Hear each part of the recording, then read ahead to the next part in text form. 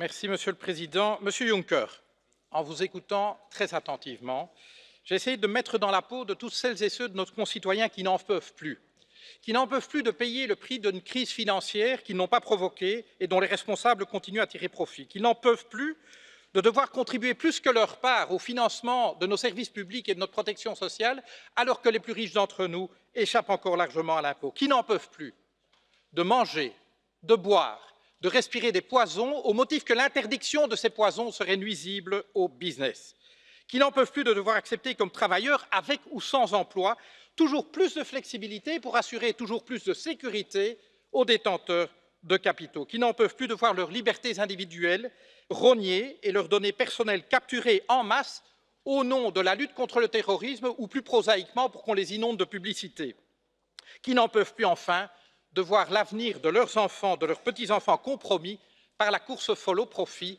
de quelques-uns. Souvent, ces citoyens attribuent à l'Europe ces fléaux qu'ils supportent de moins en moins. Et pourtant, nous savons tous que les gouvernements des 28 États membres portent une responsabilité écrasante dans ces choix politiques.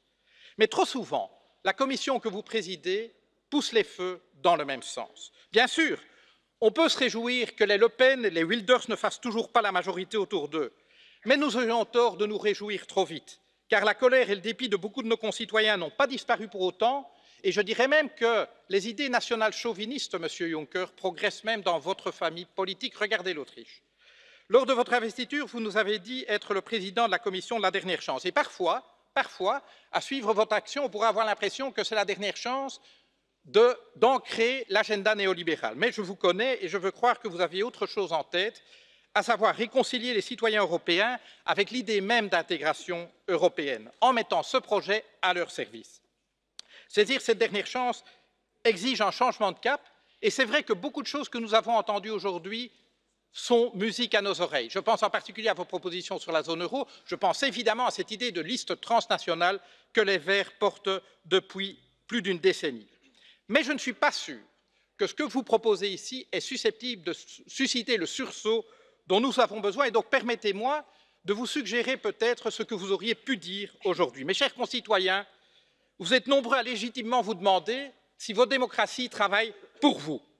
Alors je m'engage désormais à articuler toute l'action de ma Commission autour du double objectif de réduire les inégalités et de ramener notre impact écologique dans les limites que la nature nous fixe. Notre but sera désormais d'assurer à toutes et à tous la possibilité d'une vie digne d'être vécue. Et comment y parviendrons-nous?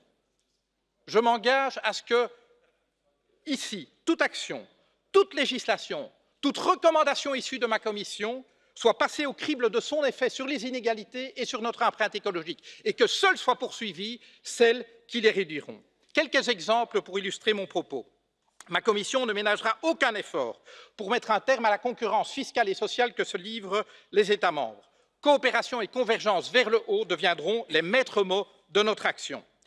Nous engagerons une réorientation complète de notre politique commerciale, qui devra désormais conditionner l'accès à notre marché au respect de normes sociales, environnementales, sanitaires que nous aurons librement choisies.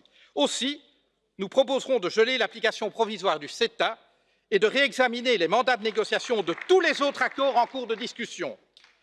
Nous rétablirons le principe de précaution comme fondation du marché intérieur, et que pour que vous n'ayez aucun doute sur notre détermination, nous supprimerons le glyphosate, nous le retirerons du marché et nous renforcerons la définition des perturbateurs endocriniens. Mais je ne vous propose pas seulement une Europe qui protège, je vous propose aussi que l'Europe soit l'instrument par lequel nous construisons notre avenir commun. Et pour moi, la seule chance pour que les Européens trouvent leur place dans une économie mondialisée, c'est de devenir les pionniers des solutions énergétiques, industrielles, agricoles et autres qui permettront à l'humanité de vivre durablement sur cette planète. Dès lors, plutôt que les défenseurs de l'ordre économique établi, ma Commission soutiendra désormais toutes les initiatives qui nous engagent dans cette grande transformation. Et je suis convaincu qu'une Europe réconciliée avec elle-même, une Europe dans laquelle personne ne se sentira laissé pour compte, saura mieux que jamais assumer ses responsabilités à l'égard de celles et ceux qui frappent à notre porte en criant à l'aide. La transition doit aussi s'opérer vers une société plus démocratique. Et disons-le, nos démocraties sont blessées lorsque des gouvernements ivres de pouvoir mettent au pas la justice, les parlements, les médias et les universités. Elles sont menacées quand des exécutifs s'autorisent à mettre les citoyens sous surveillance ou à les assigner à résidence sans aucun contrôle judiciaire. Elles sont mises à mal lorsque, tant pour des motifs sécuritaires, tantôt pour mettre sous contrôle les allocataires sociaux, les gouvernements collectent et conservent massivement les données, sauf bien sûr celles relatives aux détenteurs de grandes fortunes. Elles sont perverties lorsque l'élaboration de nos lois est soumise à l'influence de moins en moins discrète des pouvoirs d'argent. Non, mes chers amis, la démocratie n'est pas un acquis irréversible. Nous devons ancrer l'Union européenne, et vous l'avez dit, Monsieur Juncker, comme garante des libertés, de l'état de droit et de l'intérêt général.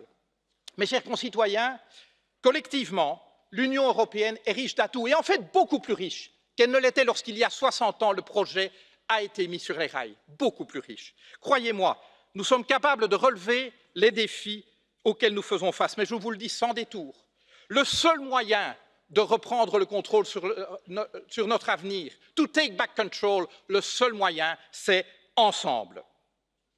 Cher Monsieur Juncker, en mettant en œuvre un tel agenda, je pense que vous saisiriez votre ultime chance de passer à l'histoire, non pas comme l'ancien patron d'un paradis fiscal ayant rejoint le bataillon des fossoyeurs de l'Europe, mais au contraire, comme l'un de ceux qui l'auront remise en route. Je vous remercie.